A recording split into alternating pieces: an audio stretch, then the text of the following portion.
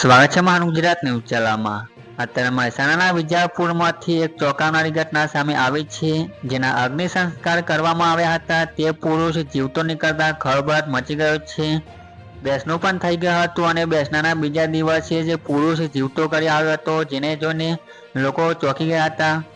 વિજાપુરની પ્રભુનગર સોસાયટીનો બ્રિજેશ ઉર્ફે પિન્ટુ સુથાર નામનો પુરુષ 27 ઓક્ટોબરથી ગુમ થયો હતો। તે પરિવારને જાણ કર્યા વગર ઘર છોડી ગયો હતો। અમદાવાદ શેરબજારનો વ્યવસાય કરતો પુરુષ સતત ટેન્શનમાં રહેતો હતો। પરિવાર દ્વારા અમદાવાદની નરોડા પોલીસ મથકે જાણવાજોગ ફરિયાદ પણ આપી હતી।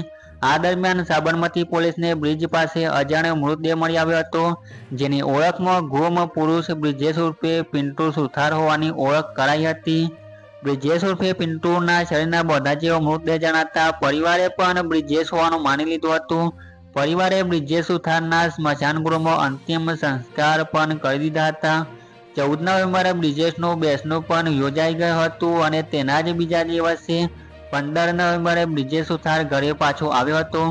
બ્રિજેશને સામે જોતા પરિવાર પણ ડઘાઈ ગયા હતા। તેઓએ બ્રિજેશને બદલે અગ્નિ સંસ્કાર કોના કર્યા, પરિવાર પણ મૂંઝવણમાં મુકાઈ ગયો હતો। સમગ્ર મામલે હવે અંતિમ સંસ્કાર કોનો થયો તેની પણ પોલીસે હાલ વધુ તપાસ હાથ ધરી છે। તો આ હતા અત્યારના સમાચાર। વધુ સમાચાર મેળવવા માટે અમારી આ ચેનલ પર જોડાયેલા રહો।